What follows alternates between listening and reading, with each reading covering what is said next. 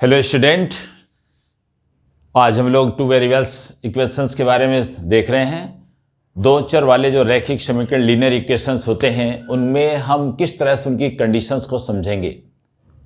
Conditions means आप ये बात ध्यान दो बेटा, टू वेरिएबल्स के या दो चर के जो लीनियर इक्वेशंस होते हैं उनमें यूनिक सोल्यूशन कब होगा, इनफाइनाइट सोल्यूशन कब होगा और नो सोल्यूशन कब होगा, इस बात को आपको समझना है।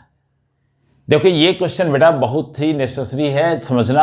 इससे रिलेटेड बहुत घुमा के क्वेश्चन आपके बोर्ड में, सीबीएसई बोर्ड और यूपी बोर्ड दोनों में पूछे जाते हैं। तो आप कैसे टेकअप करोगे इसको, कैसे आप क्लियर करोगे कि नो सोल्यूशन है या यूनिक सोल्यूशन है या इसका कोई भी आपका जो है इनफाइनाइट सोल्यूशन है, इसको कैसे आप ओके करोगे। तो देखें बेटा, इसमें सबसे पहले आपको समझना है कि अगर कोई भी टू वेरिएबल्स या टू वेरिएबल्स का इक्वेशंस आपको दिया है तो पहले आप इन इक्वेशंस से उसकी जो है आप कंपेयरिंग करोगे। एक एग्जांपल लेके मैं समझाऊंगा, क्लियर हो जाएगा, आप निश्चिंत रहिए, ठीक है। तो आप देखो पहले ये जो इक्वेशंस दिए हैं बेटा, इनसे आप उसकी कंपेयरिंग करोगे। अब देखो यहाँ कोएफिशिएंट ऑफ x कितना है बेटा, a1 है। कोएफिशिएंट ऑफ y कितना है, b1 है। वेरिएबल्स आपका कितना है, कांस्टेंट टर्म आपका c1। यहां पर coefficient of x a2, coefficient of y b2 and constant term आपका क्या हो गया, c2 हो गया। तो अगर कोई भी इक्वेशन इस टर्म का है तो इससे आप पहले क्या करोगे बेटा, पहले तो कंपेयरिंग करनी होगी। पहले आप कंडीशन समझ लो कि कब आपका क्या कहते हैं इनफाइनाइट सोल्यूशन होगा, कब नो सोल्यूशन होगा और कब आपका यूनिक सोल्यूशन ऑलरेडी होगा।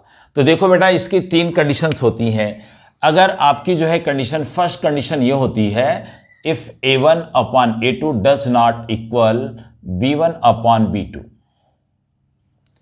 a1 upon a2 does not equal b1 upon b2 यदि है तो इस कंडीशंस में यहां पर यूनिक सोल्यूशन आपका होता है बेटा। क्या होता है, यूनिक सोल्यूशन,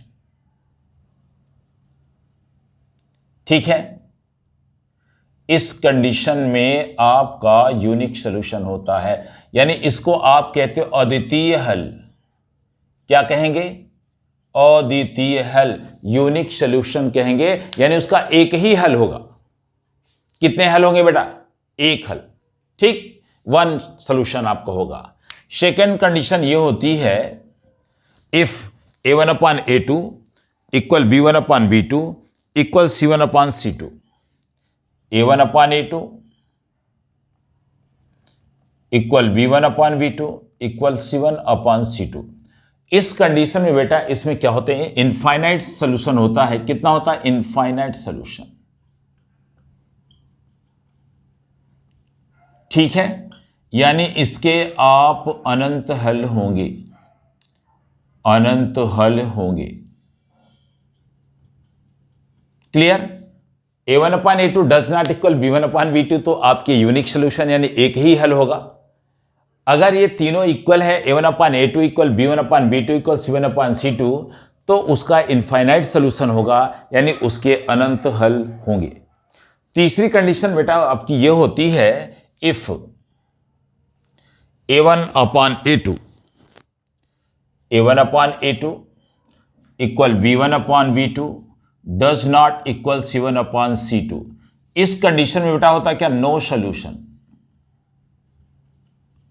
यानी यहां पर कोई हल नहीं होगा। क्लियर हो गया।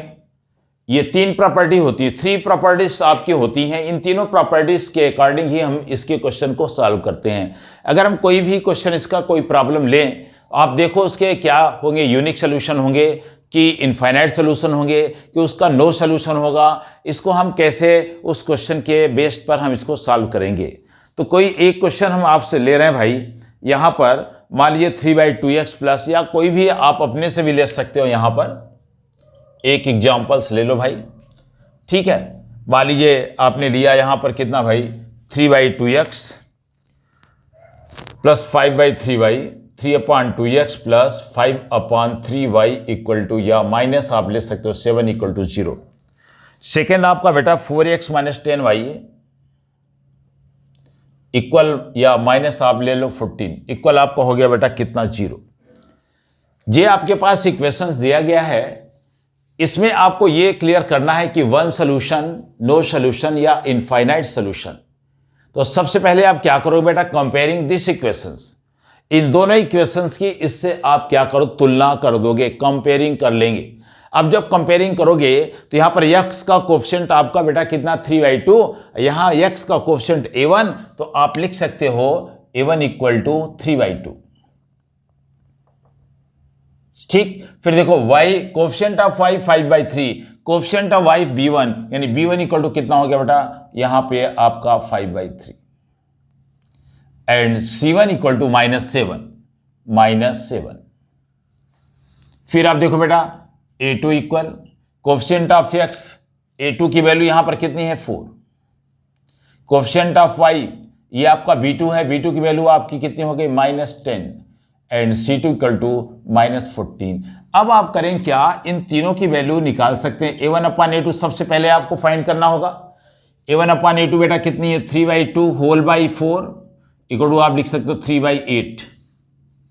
फिर आप देखेंगे b1/v2, ये वैल्यू आपकी है कितनी 5/3 होल बाई -10, 5 2 जा यहां कैंसिल करोगे -2 -3/2। Then c1/c2 equal to -17 upon -14 equal to 1/2, 7 2 जा 14। अब देखो, अगर आपको a1/a2 और b1/b2 वैल्यूज फाइंड करने के पश्चात अगर आपको मिल जाए कि a1/a2 does not equal b1/b2, तो ये तो क्लियर हो गया भाई, यूनिक सोल्यूशन है। फर्स्ट कंडीशन आपका फॉलो करता है। फर्स्ट कंडीशन आपका क्या है, अब आप देखो बेटा यहां से देखो, यहां आप लिखेंगे a1/a2 does not equal b1/b2। a1/a2 की वैल्यू b1/b2 के इक्वल नहीं है, इसलिए ये इक्वेशन आपके क्या होंगे, यूनिक सोल्यूशन कहलाएंगे, यानी इसका एक ही हल होगा। थर्ड के निकालने की कोई आवश्यकता ही नहीं है। अगर यहीं से आपको क्लियर मिल जाता है कि a1/a2 does not equal b1/b2, यानी ये आपको कंफर्म हो गया कि ये यूनिक सोल्यूशन होगा, इसके एक ही हल होंगे, तो आपको c1/c2 फाइंड करो या न करो उसमें कोई दिक्कत नहीं है। तो मेरे ख्याल से कोई समस्या इस क्वेश्चंस में आपको अब नहीं होगी। तो थैंक यू।